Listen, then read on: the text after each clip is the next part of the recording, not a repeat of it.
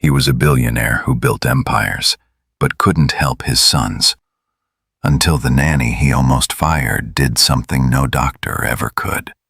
In the heart of Atherton, where every mansion costs tens of millions, where tree-lined streets whisper quiet luxury, there stood a house that looked like paradise. But within its marble walls lay a silence too heavy to name. The owner was William Anderson, a tech entrepreneur once hailed as the golden mind of Silicon Valley. At 42, he had wealth, fame, power, and a billion-dollar company he built with his own hands. But there was one thing he had lost forever: peace. His house had 12 bedrooms, an infinity pool, and gardens tended by a private staff.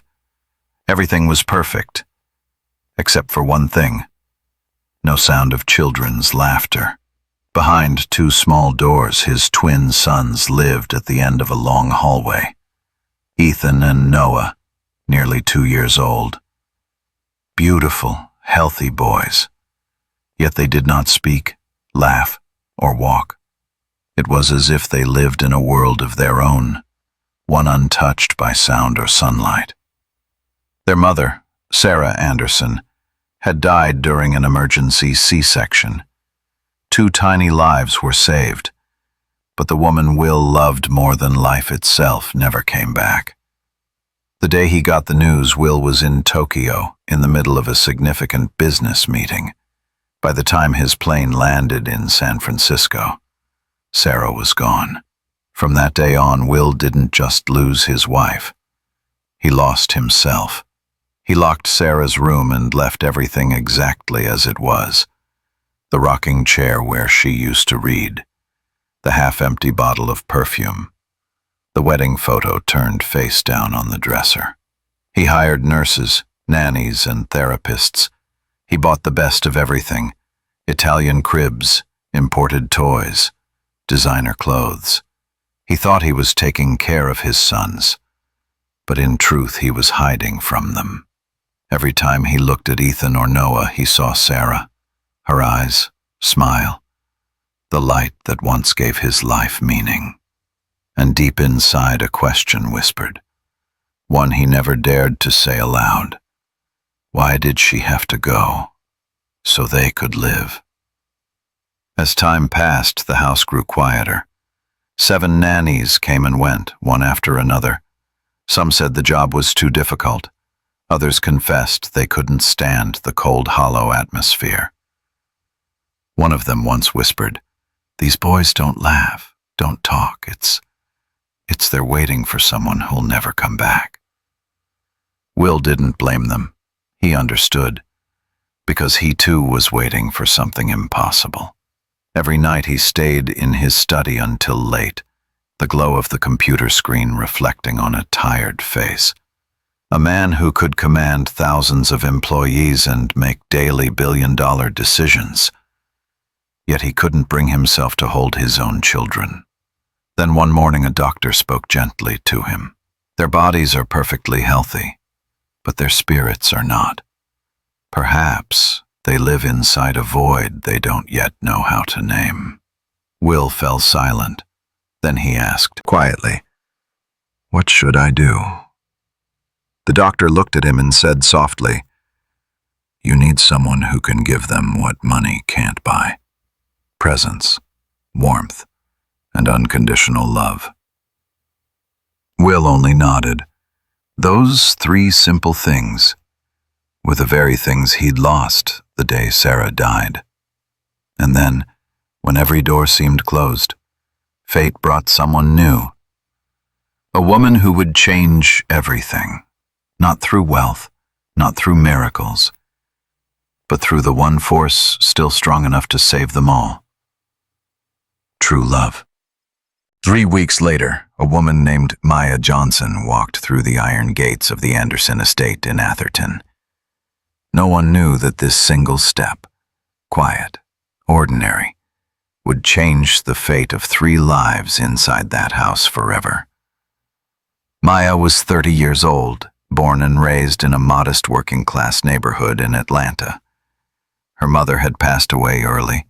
Her father had left when she was too young to remember, so her grandmother raised her. That grandmother, a gentle woman with silver hair, once taught her something Maya carried for life. Children don't need someone perfect. They just need someone sincere.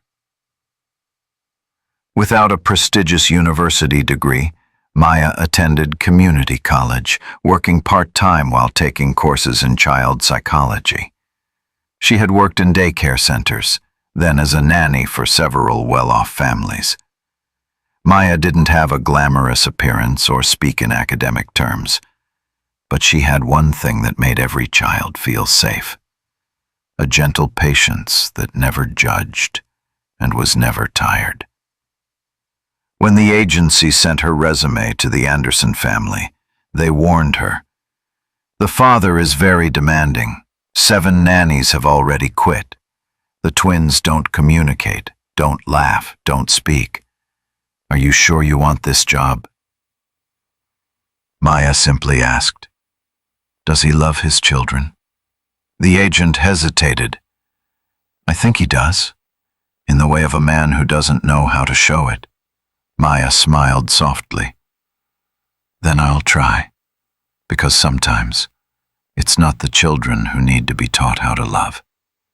It's the adults." The interview took place in a spacious, elegant study, so large that the clock ticking echoed clearly through the room. Will Anderson sat behind a grand walnut desk, not looking up as Maya entered. His tailored suit hung loosely, like he had lost weight from sleepless nights. Dark circles shadowed his eyes, gray streaks touched his hair, and his wedding ring still rested on his finger. His voice was flat, controlled. "My children's schedule is written in these." He pushed 5 thick notebooks toward her, each neatly labeled: meals, sleep, therapy, exercise, language. "You'll follow them exactly. No deviation. I expect a full report every night. I check everything." Maya glanced at the notebooks, then at him. A brief silence passed. "Mr. Anderson, may I ask you one question?" Will looked up, slightly irritated. "What question?" "When was the last time you held your children?" The air in the room froze. Will stiffened, his eyes flickering. "That is irrelevant. Then when was the last time you played with them? Or told them a story? Or sang them a lullaby?" Will suddenly stood, voice rising. "If you came here to interrogate me, this interview is over." But Maya didn't flinch. Her tone remained calm, gentle, almost like sharing a truth. "I came to help your children, Mr. Anderson. But to do that, I need to know if you're ready to help yourself." Silence stretched between them. Will stared at her, tired, skeptical. But somewhere in his eyes, for the first time in years, there was a faint glimmer. "You think you can help them?" Maya smiled faintly. "I don't heal. I accompany. And the children, they'll find their way back if someone is patient enough to wait." Will said nothing more. He nodded slightly, signaling for her to begin. It wasn't quite trust, but perhaps the slightest spark of hope. The next morning, Maya entered the children's room, perfectly designed, spotless, luxurious, yet lifeless. 2 little boys, Ethan and Noah, sat side by side on a soft rug, their eyes distant, hands still. Maya knelt beside them and said softly, "Hello, you 2. I'm Maya. I'll be here with you. Not to push, not to teach, just to love." She smiled, expecting nothing in return, because she knew trust cannot be demanded. It must be earned with time. The housekeeper, Margaret, handed her a strict schedule and warned nervously, "Mr. Anderson is very particular. Everything must be on time, no mistakes." Maya nodded politely, thanked her, and then placed the schedule quietly on the shelf. She chose a different path. Instead of starting with therapy sessions, Maya simply sat beside the twins. She didn't talk much, just hummed an old lullaby her grandmother used to sing every night. "Hush, Labby, don't you cry." Her voice was soft, but warm. Ethan blinked slowly. Noah tilted his head for a moment, then went still again. Maya didn't feel discouraged. She just whispered, "That's okay. I'm here. When you're ready, I'll listen." Day 1. Nothing changed. Day 3. Ethan met her eyes for 2 seconds before looking away. Day 5. Noah leaned slightly toward her outstretched hand. And on day 8, for the first time, both boys smiled when she blew soap bubbles into the air. Just a small smile, but it was enough to bring tears to Maya's eyes. She opened her own notebook and wrote, Day 8. Ethan and Noah smiled. They didn't speak or walk, but today, their hearts opened just a little. That night, Will happened to see her writing. "Are you filing a report?" he asked.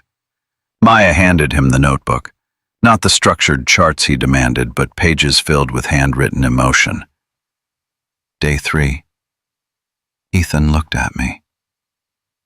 Day 5. Noah rested his head on my shoulder. Day 8. Both smiled for the first time.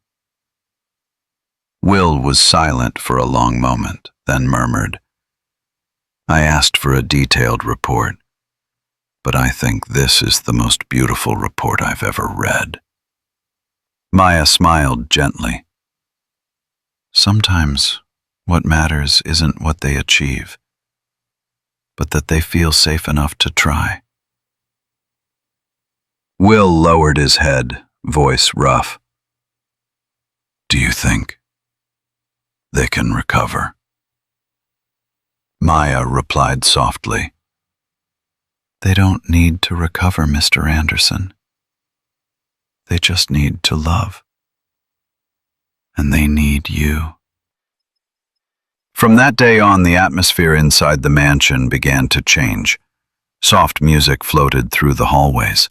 Daylight poured through the open windows. The twins began to babble, meaningless sounds to anyone else, but to Maya, it was music. And to Will, it was the first miracle he had heard in nearly 2 years of grief. He didn't know what lay ahead, but for the first time in a long time, his house was no longer silent. The first month passed slowly, as if even time itself was watching. In the mansion that once echoed only with leather shoes and keyboard clicks, a new sound emerged.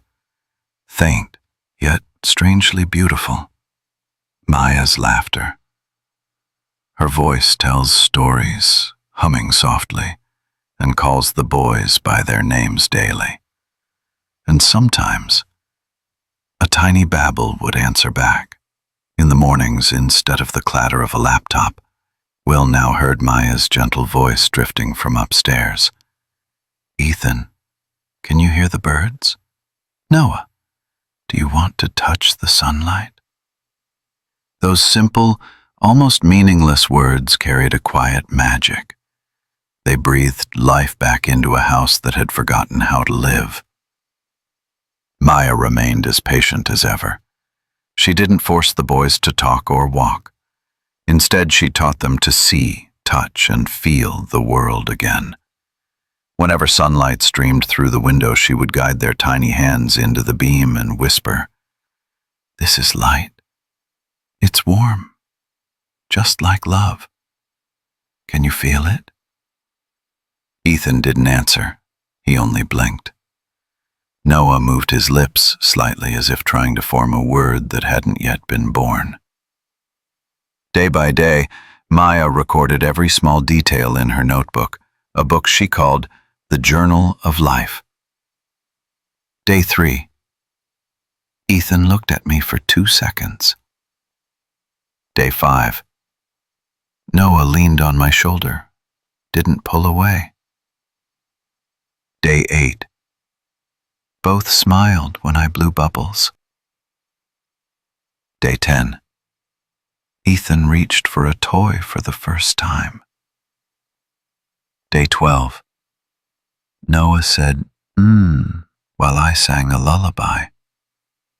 To others, they were minor details. But to Maya, they were miracles, seeds of trust retaking root. One afternoon, Will passed by the playroom and stopped at the door. He saw Maya sitting on the floor, hair loose, simple blouse, her voice blending with the giggles of 2 little boys. Ethan held a ball. Noah was trying to push it back.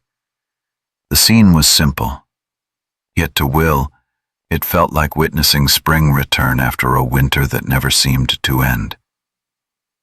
Maya looked up and noticed him. She smiled kindly.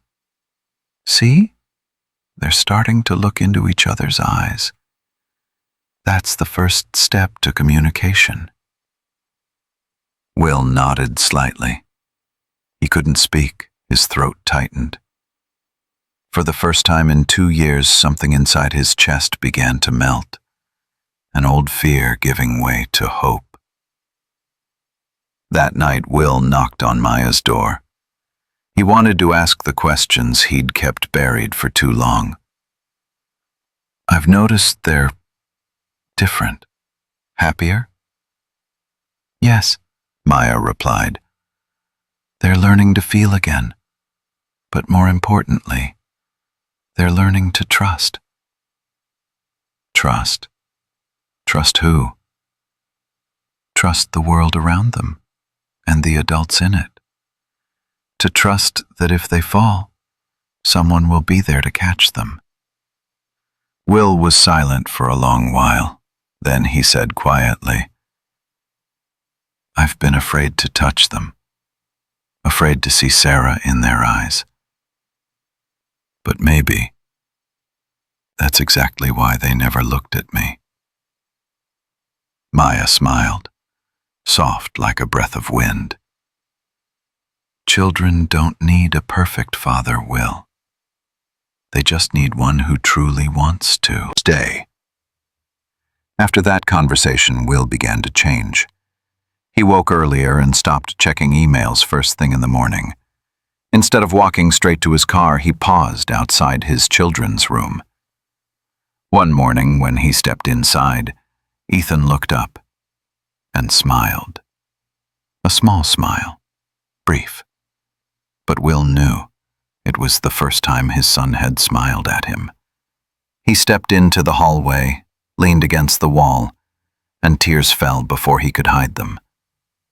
He whispered, Sarah, do you see them? Our boys are coming back to this world.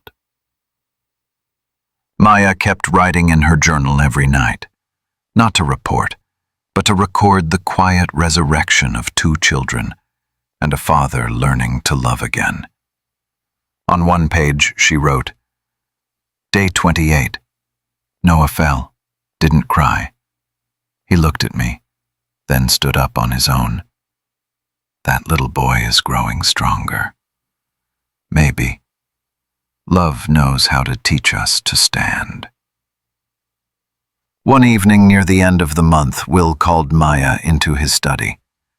He held her notebook, turning the pages slowly, reading each line. Every word, every detail left him speechless.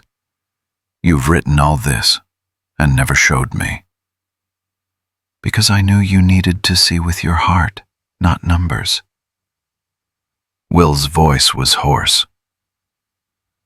And now I have. I see the things I'd forgotten. the things Sarah once believed in. He looked up at her, gratitude filling his eyes. Thank you for bringing the light back into this house. Maya smiled gently. I didn't bring the light, Will. I just opened the window. From that day on, the Atherton mansion began to change its skin. The windows no longer stayed shut. The sound of children's laughter echoed along the stone pathways. The gardeners would whisper to one another. Mr. Anderson's house has laughter again. It sounds wonderful. No one knew that behind those sounds were countless nights of Maya sitting in silence, humming lullabies into the dark, holding faith in what others called impossible. But she believed, and her belief spread. Ethan began to stand on his own. Noah babbled more each day. And most importantly, Will, the man who had once locked his heart away, had now opened it, wide enough to hold both grief and love. The Anderson mansion had changed beyond recognition 2 months after Maya began her work. It was no longer a tomb of silence where even the wind feared to echo. Now, every morning, the soft giggles of Ethan and Noah filled the air, blending with Maya's warm voice and gentle songs. And Will, though still buried in business, had learned to leave the office early, just to watch his sons play for a few minutes each day. But Maya knew the genuine healing was not yet complete. The boys had learned to laugh, to babble, but they still hadn't taken a single step. And Maya understood. What held them back wasn't their bodies, but their spirits, an invisible fear, nurtured by overprotection and a world without freedom. One late autumn morning, the sky over Atherton glowed a soft amber.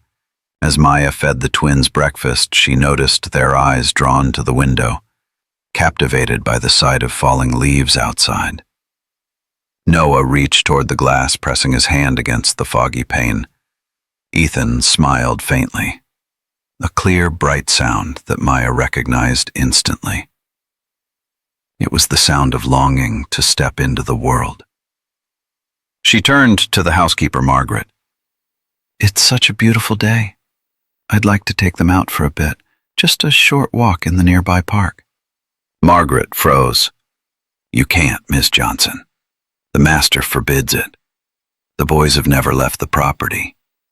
He says it's not safe out there. Maya smiled gently, calm but firm. I think the most dangerous thing for children is not knowing how beautiful the world can be. Still, she called Will to ask for permission. His voice on the other end was cold, sharp, final. No, Maya. I can't allow that. The boys are too fragile. One gust of cold air could make them sick. They're not fragile, Will. They're just trapped in a cage of fear that you built. I didn't build anything. I'm just trying to protect them.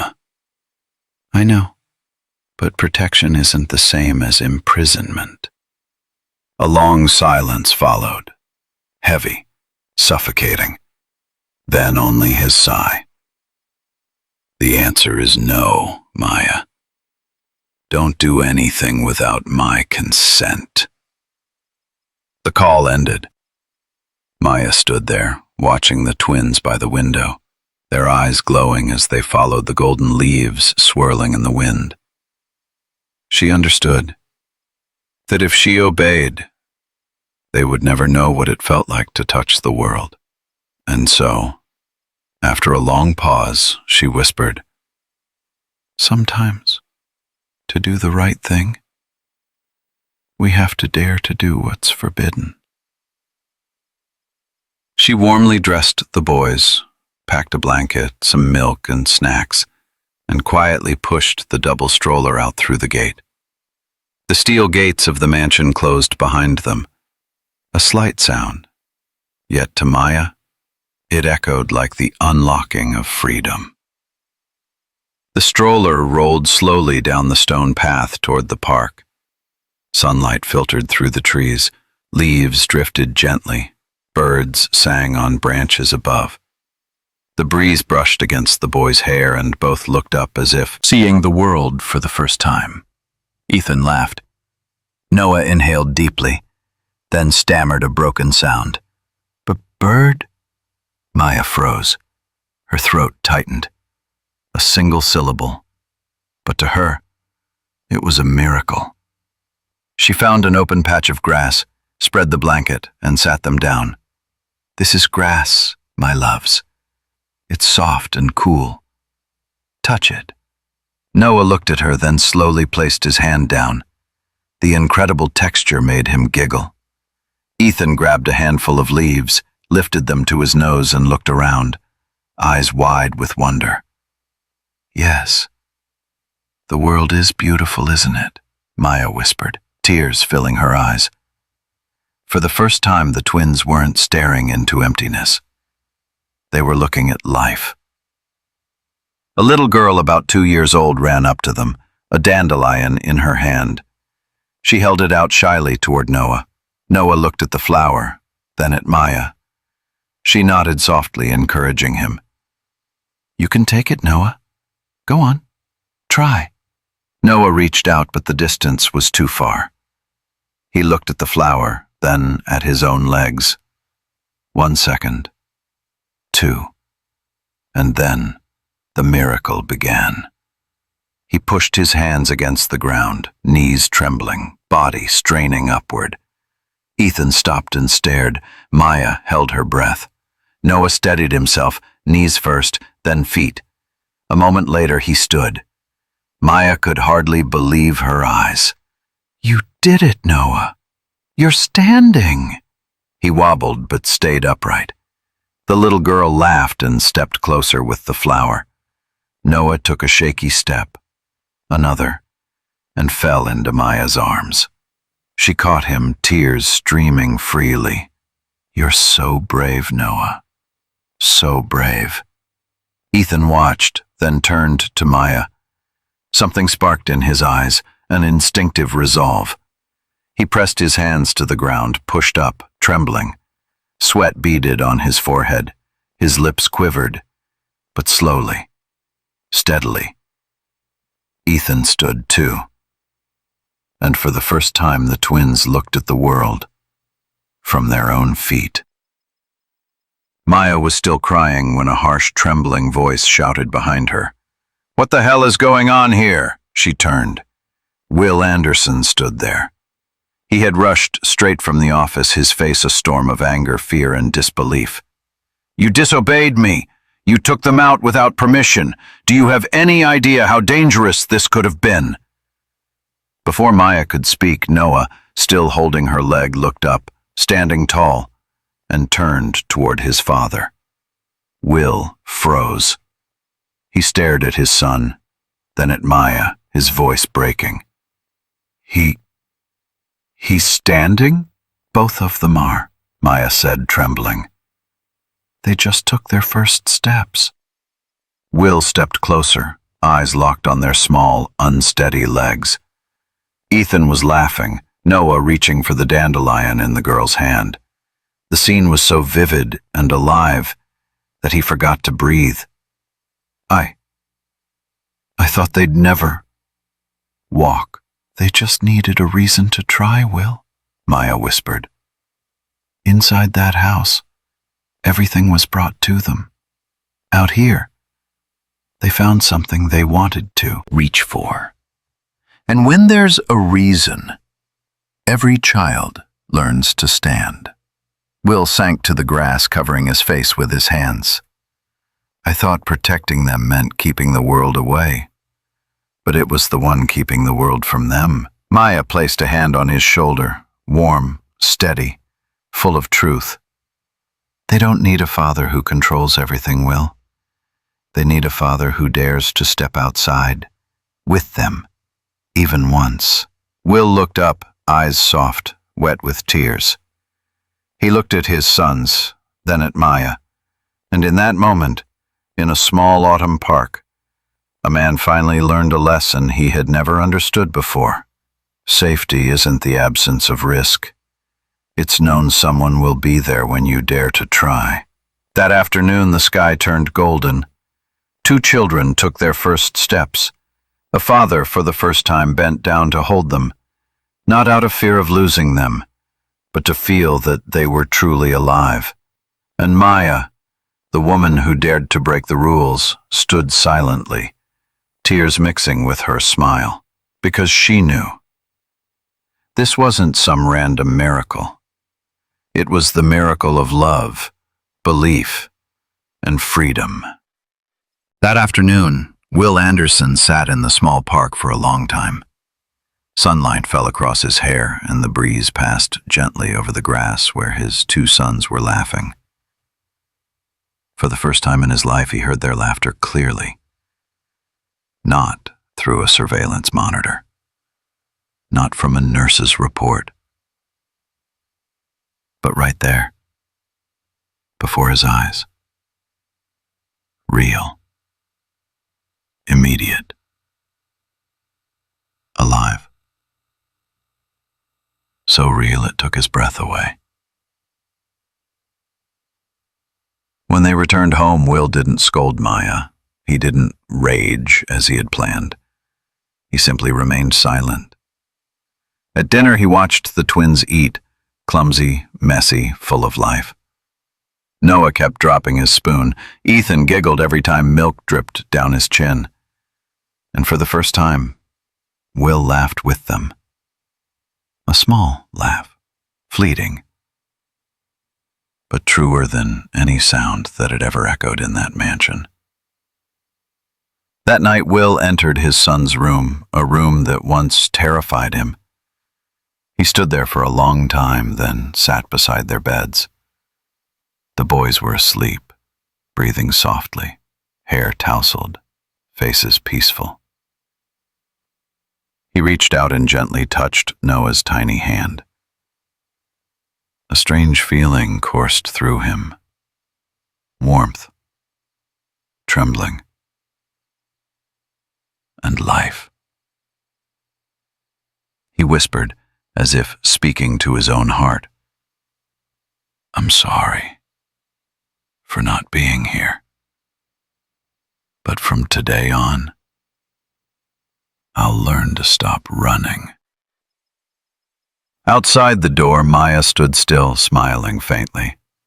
She knew that was Will's first step, just as important as his children's. From the next morning on, Will changed.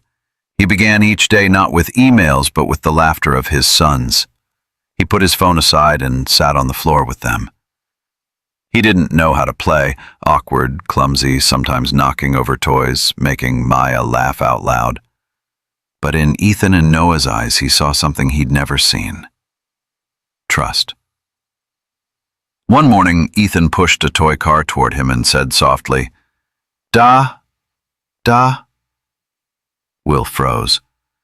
He turned to Maya, unable to believe what he'd heard. She nodded, tears in her eyes, smiling. "That's right, Will. He's calling you." Ethan repeated it, clearer this time, firmer, prouder. "Dada."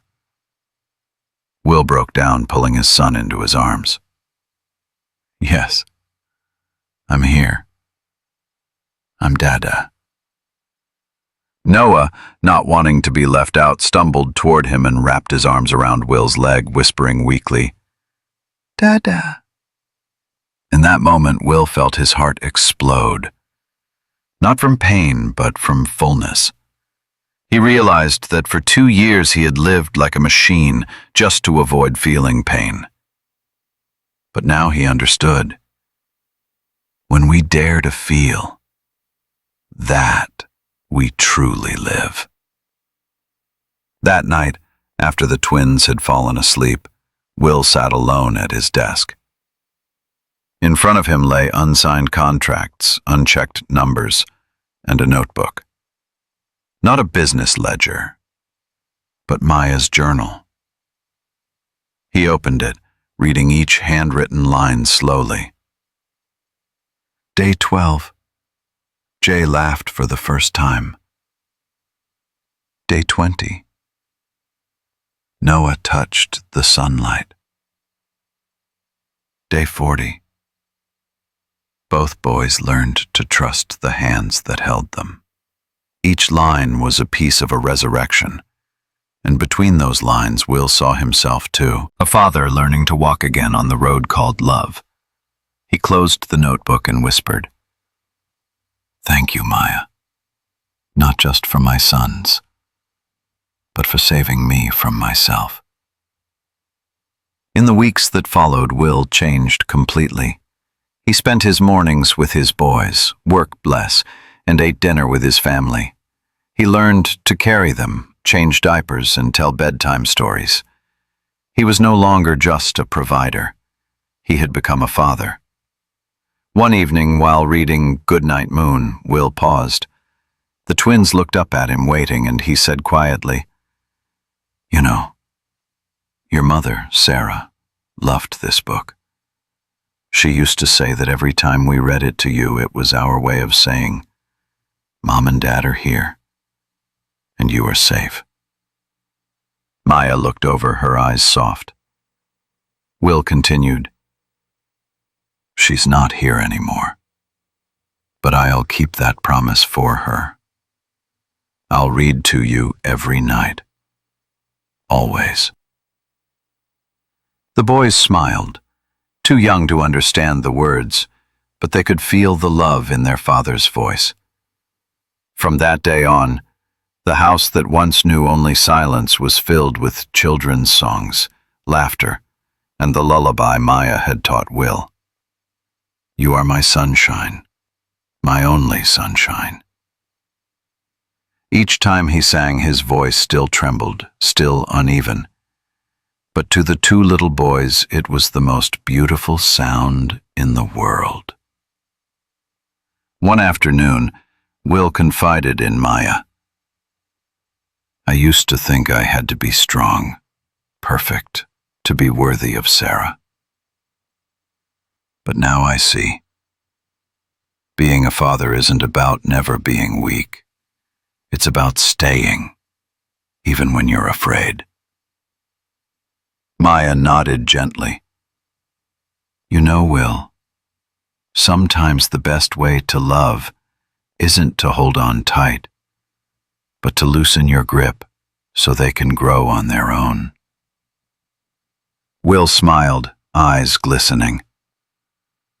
"You're right. I spent so much time being afraid to lose that I forgot how to live."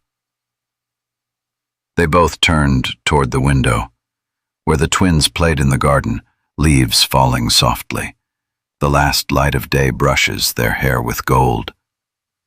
And Will realized this was the life he had once begged for, and now finally dared to keep. "The day my son called me Dada was the day I stopped trying to control life and started learning how to love." It was a quiet morning when sunlight streamed through the window, and Will Anderson stopped before the door at the end of the hallway. A white wooden door, thinly coated with dust. A cold handle beneath his hand. This was the room he hadn't entered since the day Sarah was gone. He had walked past it for 2 years, silently, quickly, never looking, as if one touch could bring the pain flooding back, drowning him whole. But today was different. Downstairs, he could hear the laughter of Ethan and Noah echoing through the house, the laughter he once believed he'd never hear again. That sound stopped him. He placed his hand on the handle and turned it slowly. The door creaked open, a soft sound, like the sigh of time itself. A faint scent drifted out, lavender, Sarah's scent. The smell of the past, of love, of tears never wiped away. Everything was exactly as she had left it. The rocking chair by the window, the folded wool blanket, the wedding photo face down on the desk, and a small pair of shoes Sarah never had the chance to wear. Will stood still for a long time. Maya, standing behind him, said nothing. She knew there were some doors in life that only the broken had the right to open. She was so excited, Will said, his voice trembling. Sarah read every book about motherhood. She picked the boys' names herself. Every detail in this room, she made it. I thought if I ever came in here, I wouldn't survive it. Maya nodded softly. You don't have to be strong, Will. Sometimes the bravest thing you can do is face what hurts. Will took a deep breath and stepped toward the desk. There, he saw a large wooden box, hand-carved with the words, "For Ethan and Noah, love, Mom." His hands trembled as he lifted the lid. Inside were simple things, a few photographs, a small notebook, folded letters, a tiny wool bracelet, and a little book titled Lullabies from Home. Will opened it. The pages were filled with Sarah's soft handwriting, lullabies, notes, fragments of tenderness. My mother sang this to me when I was 3. Sing this one when they're sad. And remember to tell them I love them, even when I'm not there. Will couldn't hold it anymore. The book slipped from his hands onto the desk as he covered his face. She prepared everything. A whole future she never got to live. Maya gently picked up the book, turned a few pages, and said quietly, "Do you see, Will?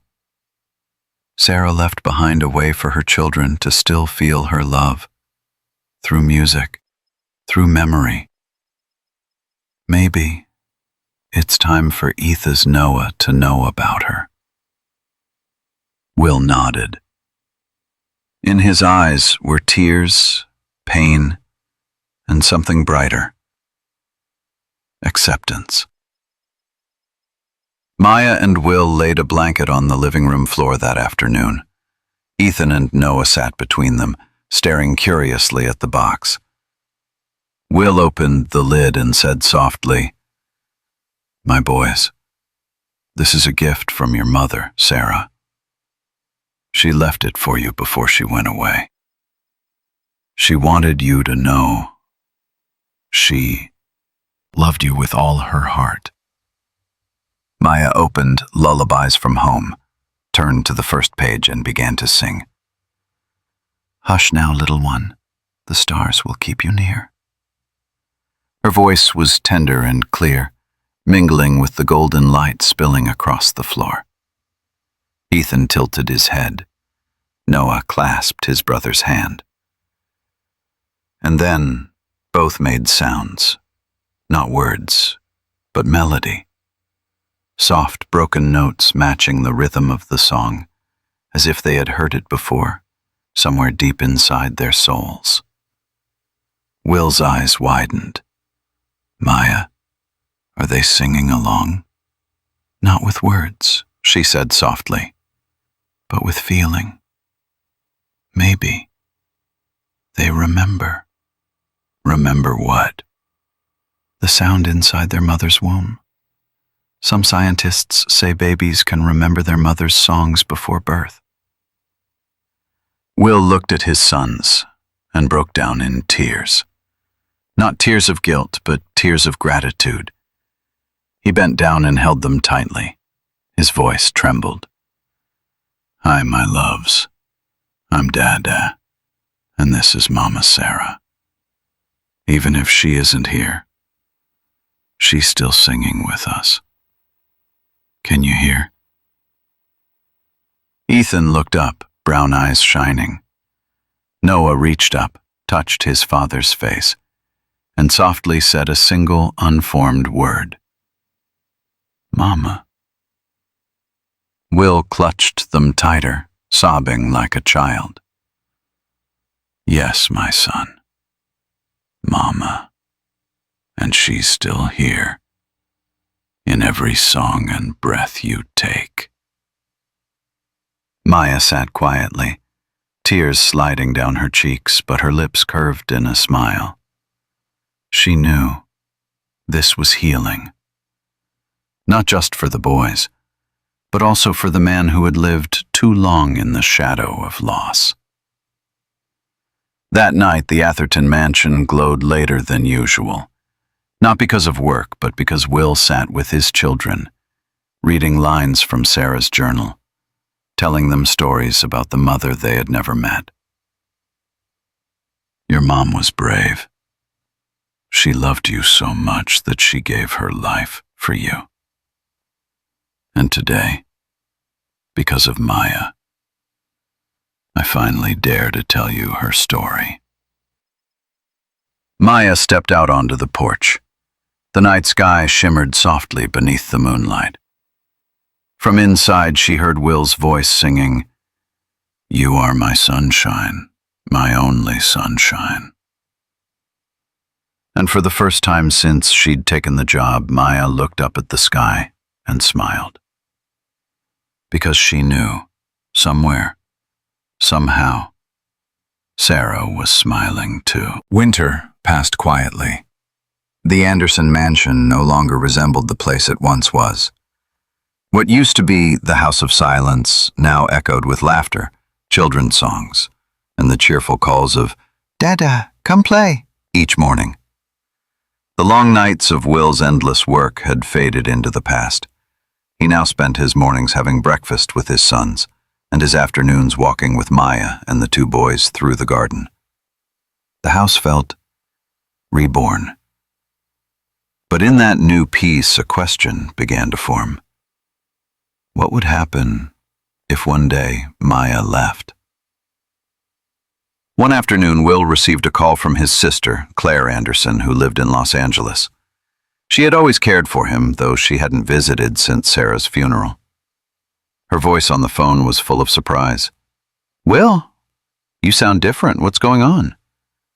I heard you've got a new nanny? Not just a nanny, Will said softly. She's changed everything. Oh, you mean Maya, right?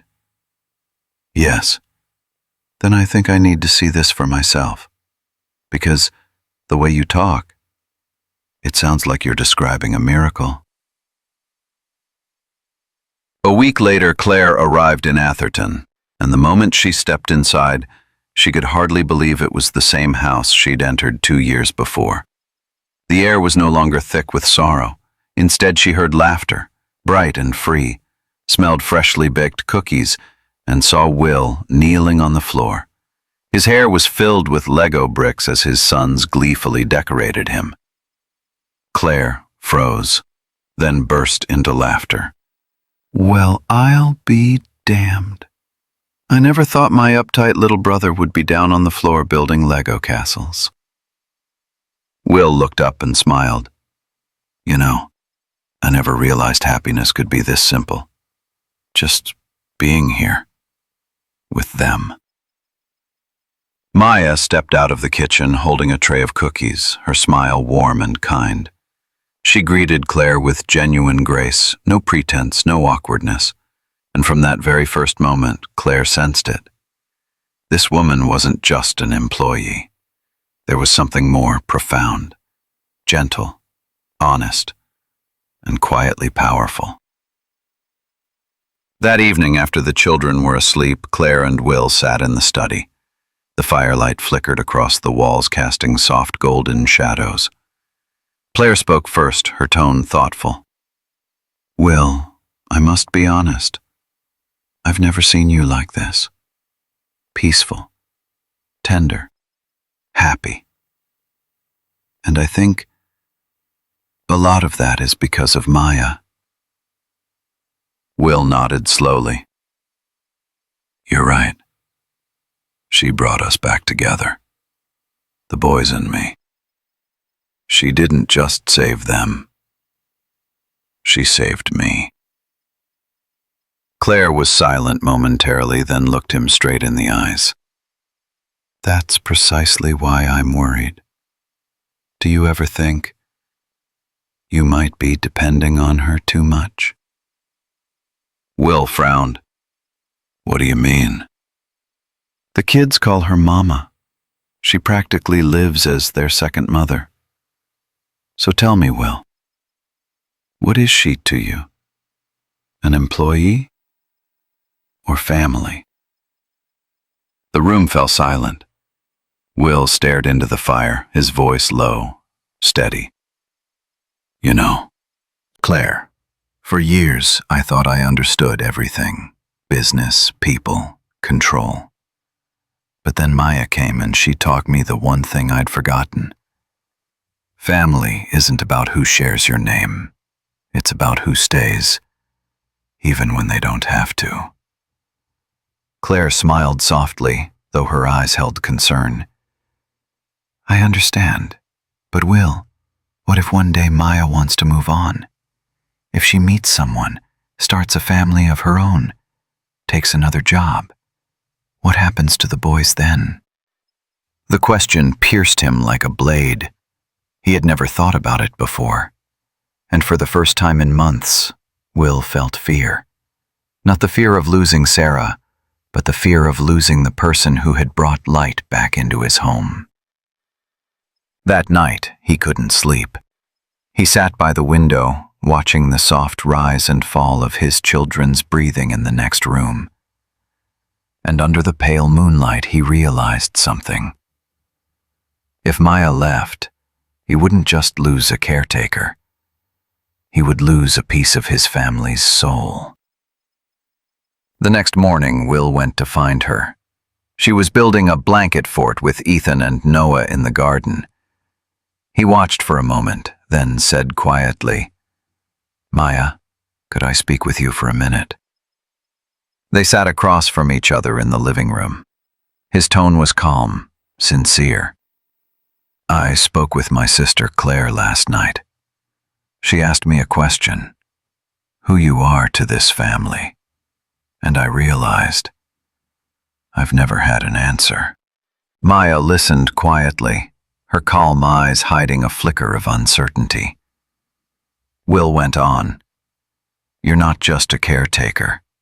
You're the person my boys trust, the one who taught them to walk and taught me how to live again. Maya, I want to ask, would you be willing to stay with us? Permanently? Maya blinked, surprised. What do you mean? Not as an employee. I want you to become a part of this family. Legally. Officially. I can file the papers to make you the boys' second legal guardian. If anything ever happens to me, they'll still have you. The room went silent. Maya stared at him for a long moment. Then tears welled in her eyes. Will, I never thought I'd hear something like that. I don't need a title. I don't need papers. I stay because I love those boys, as if they were my own. Will's voice broke. I know, and that's precisely why you deserve a rightful place in this family. He looked down, voice trembling. Maya, you didn't just save 2 children. You saved me. And if Sarah were still here, I know she would thank you just as profoundly as I do. Maya smiled through her tears. Maybe that's the most beautiful thing anyone could ever say. They signed the papers that month. Maya moved from the staff quarters to the second floor right beside the boys' room. On her door, instead of a nameplate that once read Nanny, Will quietly placed a new wooden sign. Maya, home. From that day on, No one called her the nanny anymore. Ethan and Noah called her Mama Maya. Will called her the companion, the keeper of the light.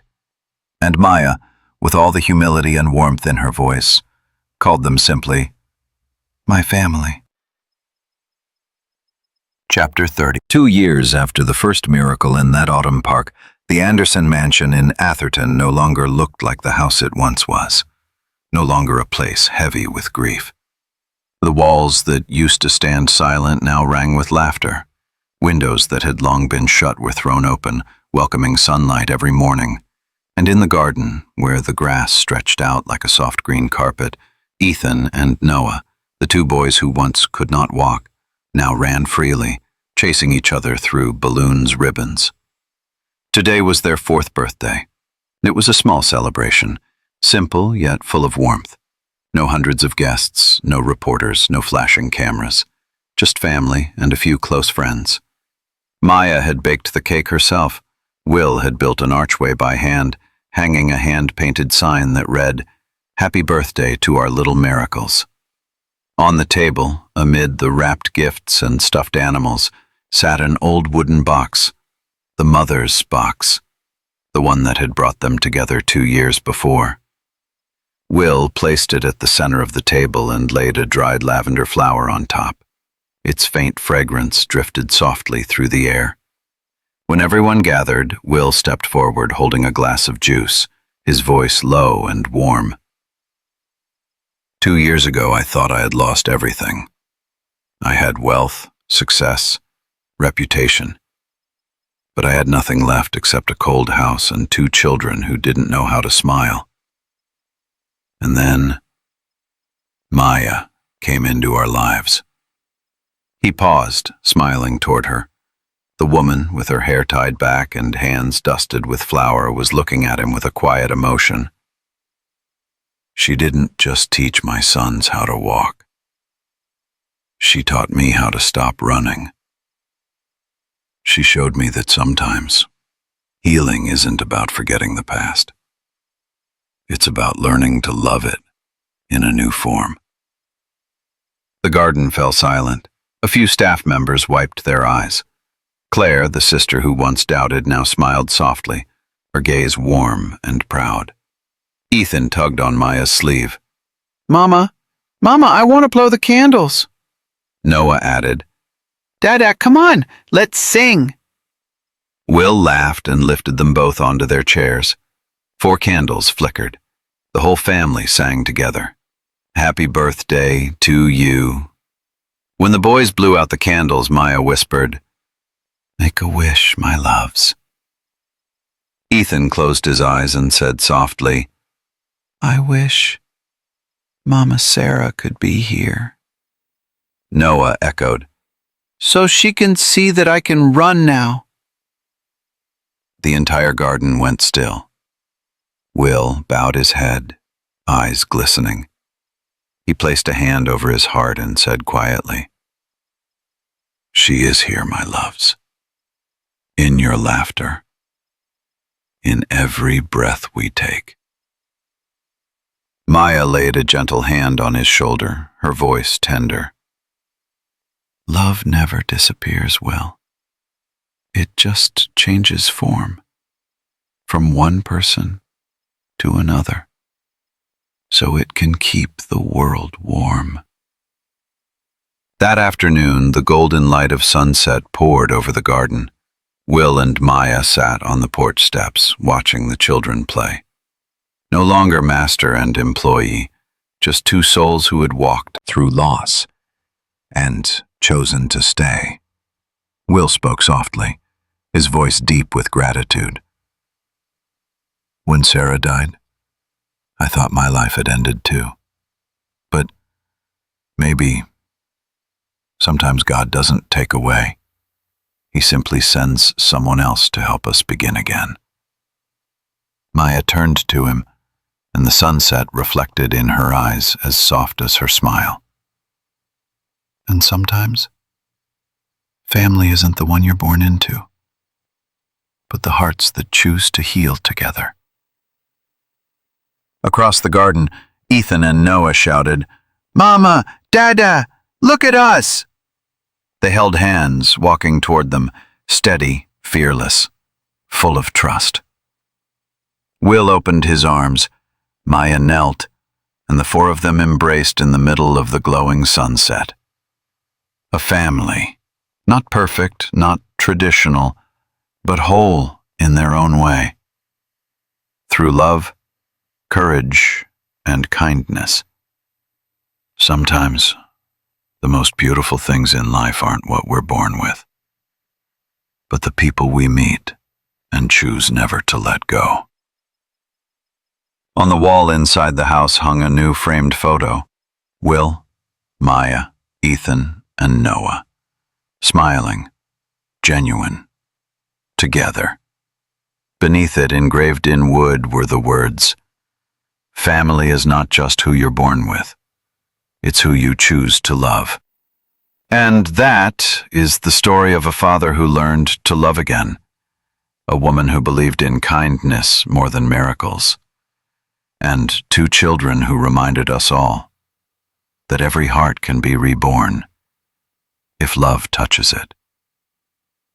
If this story warmed your heart or made you smile, please like, share, comment, and subscribe to Deep Life Tales, where we tell true stories of hope, compassion, and quiet miracles. Because everyone has a story to tell. And maybe that story will save someone's life, just like Maya saved theirs.